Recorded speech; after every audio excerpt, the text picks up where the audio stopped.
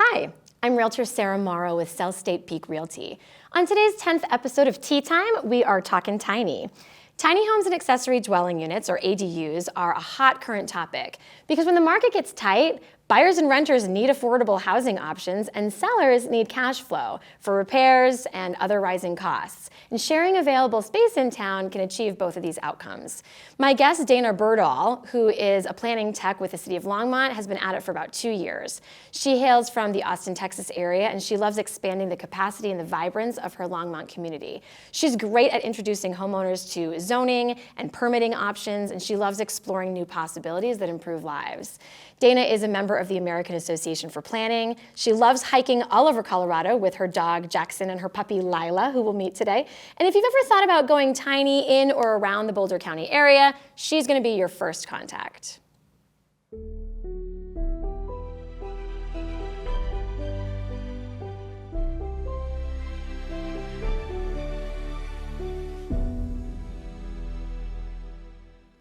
Hi, Dana. Thank you so much for being here. Thank you for having me. I really appreciate it. Of course. Yeah. Let's dive right in. So I wanted to ask you, previously I've had a guest on from your office, and he really walked us through the process. You know, if I want an ADU in my home or really any new construction at my place, I know it starts with you, a planning technician, and then, I know you get permits and it goes through approval process, a planner, an inspector's sent out, and then the construction can start with a general contractor.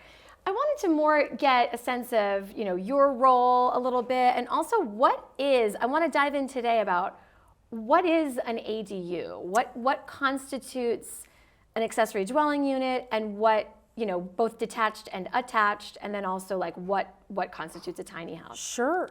Yeah, so to start off with what would really constitute an ADU, of course, every city is different with how they define an ADU. For the city of Longmont, it specifically is sanitary facilities. So a sink, a toilet, a shower, all that you would see in a bathroom. Kitchen facilities, so that includes a full range stove. And then also usually there's a bed. And then a separate entrance is a lot of it. And then also separate heat and ventilation. So for the city of Longmont, in order for a structure to be considered an ADU, it has to have 3 out of 4 of those factors. And then again, of course, every city could be different with how they define ADUs. A tiny home is more of an independent residential structure that isn't necessarily rented out. It could be, but usually it's just a smaller version of a single family home, still containing the sanitary facilities, the cooking facilities, separate entrance, everything that you would see with the normal single family detached home. But I would say that's the primarily the difference, and usually a tiny home would be on its own lot. Gotcha. So I know there are a lot of restrictions, and like I said, I know I threw a lot of questions at you in the beginning. Can you tell us, you're the front line really, right? Like if I want to apply for something, I got to go through you. Yes. So typically people will either call the planning main line number, and then Shirley at the front desk, most of the time she's working there, and she'll either transfer that call to me, or if someone just walks in and simply wants to ask about, well, how the heck do I start this ADU process, they would come to me first. And the reason being is that my role as a planning technician is to answer any kind of basic and general planning question to get people started on what that review process is, what the requirements are, fees associated with that type of process, and really just get them in the direction that they need to go to. Great. So let's talk a little bit about those restrictions. I know, like I said, you're the front line and you answer all these questions, so you're not the one necessarily approving, but what do you see? First of all, what do you see people are applying for? Sure. And second of all, when do you say yes and when do you say no? Yeah, so a lot of the times, it's pretty basic. People will either apply for a basement ADU, or so that could be, obviously that's integrated into a single family home, or it could be a situation to where they're converting an existing garage into an ADU, or it could even be a brand new accessory structure that is basically being built from the ground up to be converted into an ADU. So as long as they follow those general guidelines, such as meeting the height requirement, so the ADU cannot be taller than the principal structure, also the size requirement for basement ADUs, it does not qualify for that size requirement, but usually it's 50% of the total livable floor structure above ground, and that counts for the second floor. But generally, if they meet those requirements, then most of the time they'll be successful with getting approval for the ADU. Of course, they have to go through planning first and then building.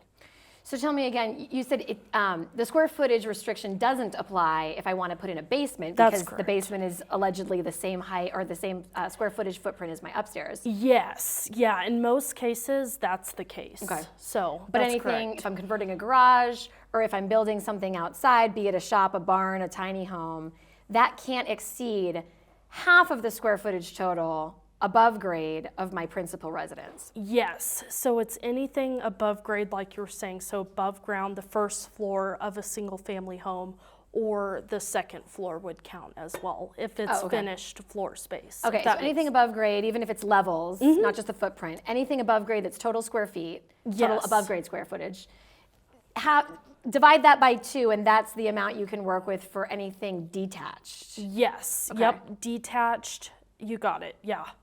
Now, can you tell me the difference between, is that true for living space, or what if I want to do like a workshop? I see people building studios and rock climbing gyms and second garages and little, we're not supposed to say these words, she sheds and man caves that are separate from their home. That still applies, even if it's not livable.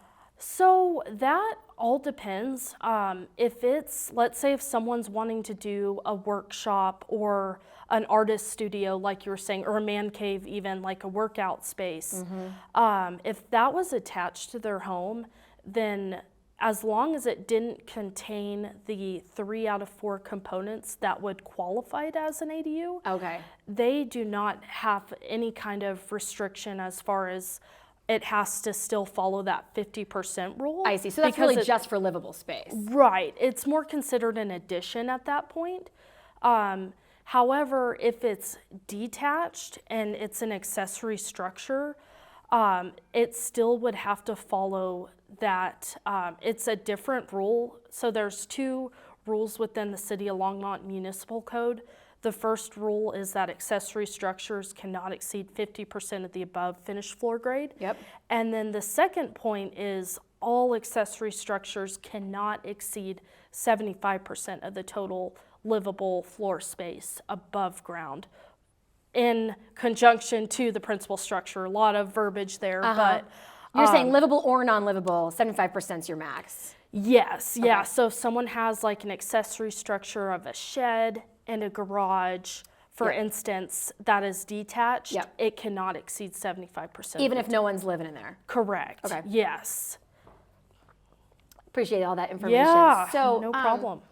Can you tell me a reason, like those are clearly, if somebody's breaking that rule, it's a reason to get declined. Sure. But why else are people, tell me about the lot size, the design itself. There's got to be other things that decline people from these ideas they have. Yeah, it really depends. Every situation is different. If someone has, let's say if they have a smaller than normal size lot for some reason, like if their lot size is only 3,500 or 4,000 square feet and they want to put a small ADU, a brand new ADU in the back of their home, but let's say they only have 5 feet from the alleyway because there's an alley in the back. It's pushing it.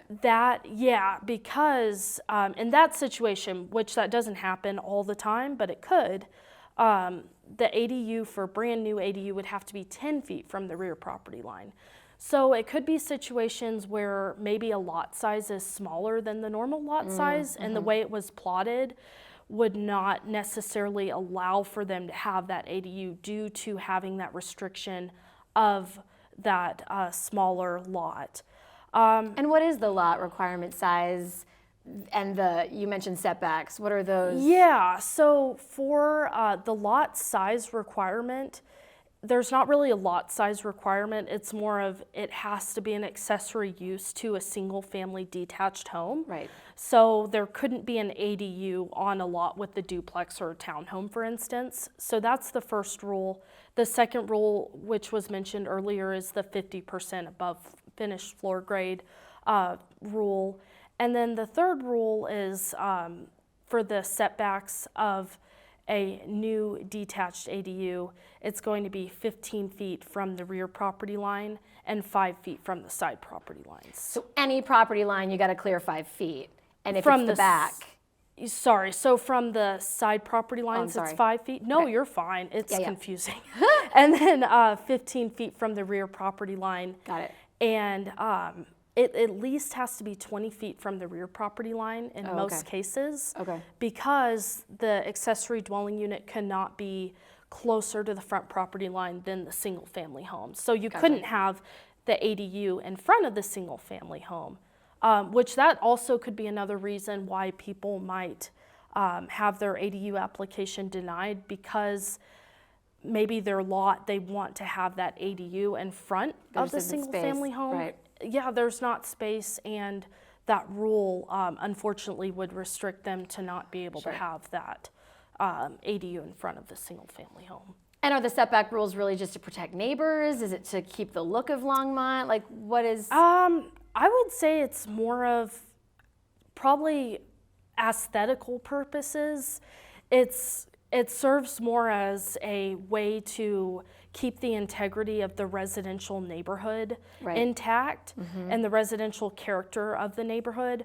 So if you have, let's say, a single family residential home, like for instance, East Side Historic Longmont, and if you have a bunch of, like, let's say one person wants to have an ADU in front of their home, and then several other people end up having ADU structures in front of their home, it would take away from the aspect of what a single family residential home is.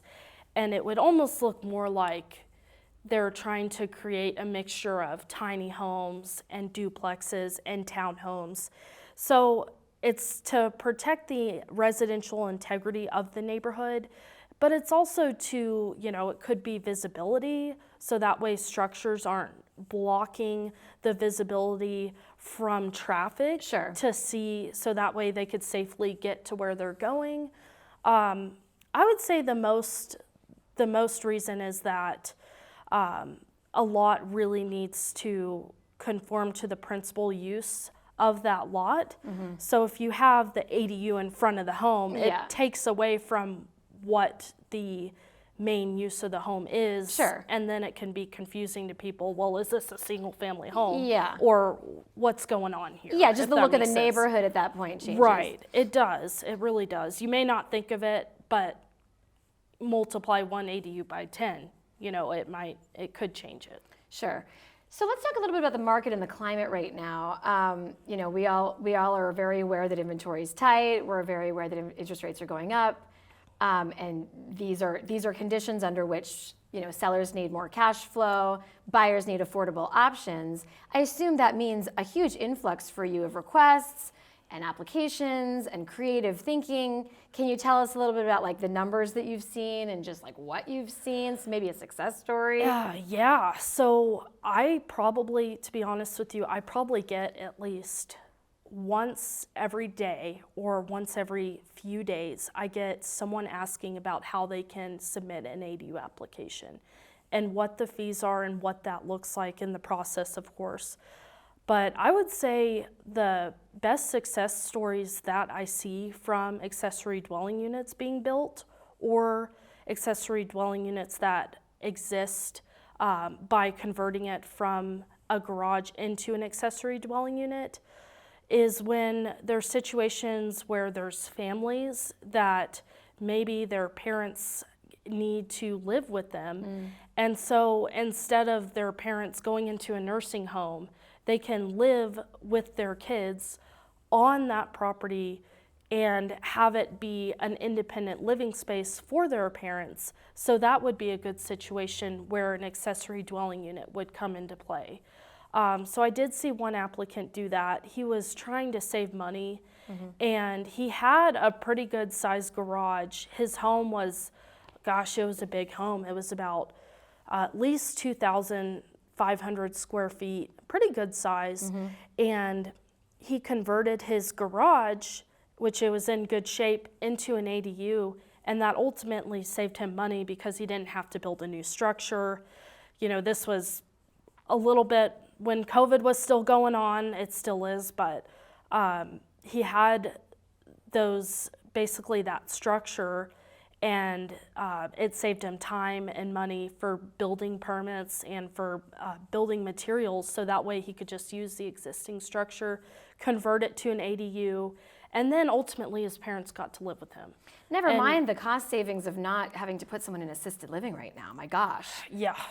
That's crazy. Right, it absolutely is. It's nice to hear. What percentage would you say is a multi-generational situation where either the kids are moving in or the mother-in-law or a sick parent? Is it the majority, would you say, people related? You know, that's a really good question. I'm not 100% sure. I don't know the exact number, but honestly, I guess you don't investigate the relationships. Well, you know, from the phone calls I get and you'd be surprised the amount of people that do want to invest in an ADU.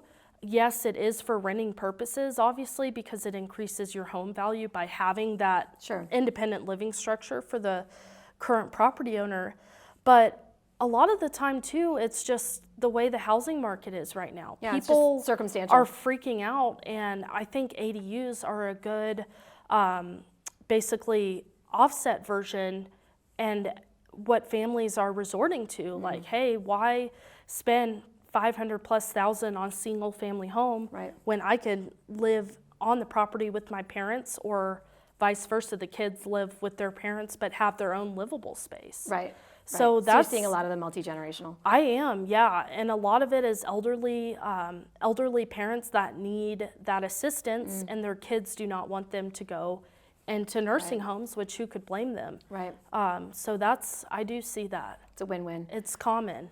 So when you say, let's talk quickly about converting a garage, for example. I mean, does that get a homeowner then into any trouble around parking?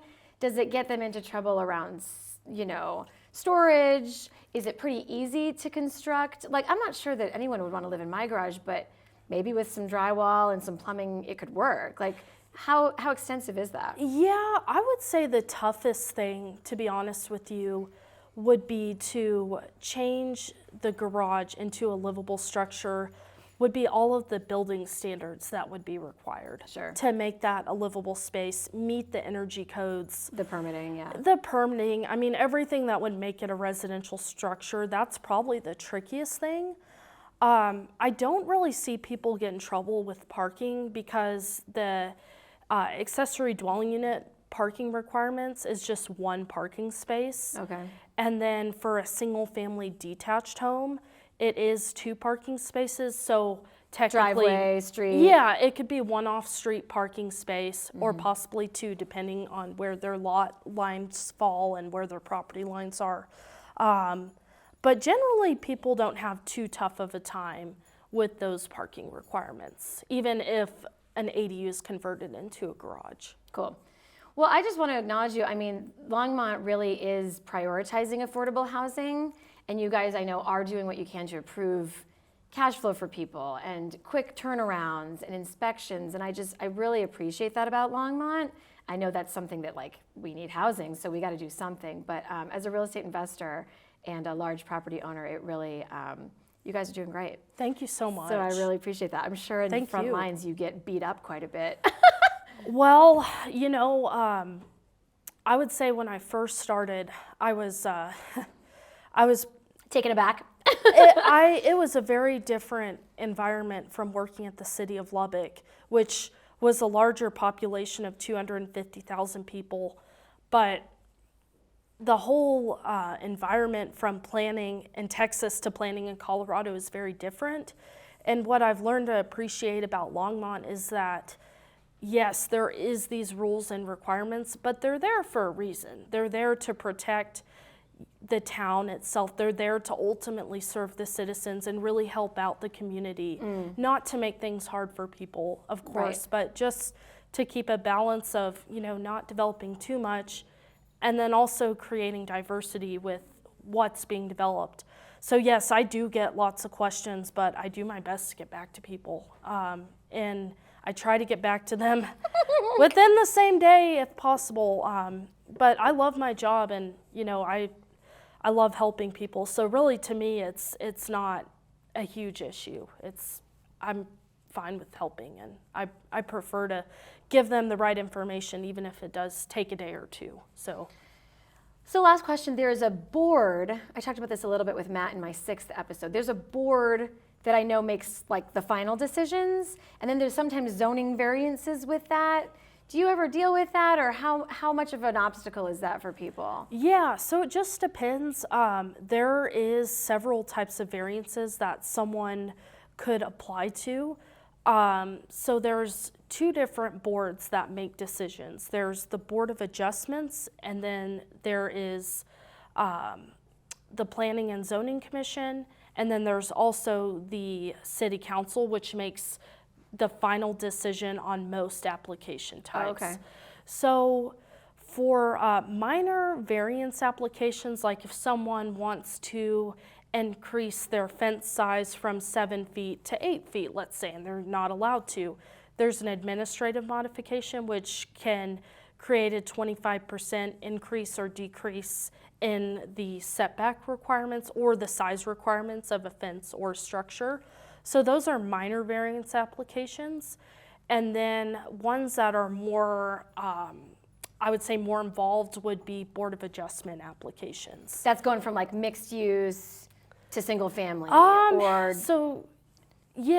sorry, that would be more of like a rezoning type application. Yeah, like changing the zone. Yeah, and that's which that would also involve City Council approval. Okay. So it really just depends. For minor variance applications, that would be an administrative modification.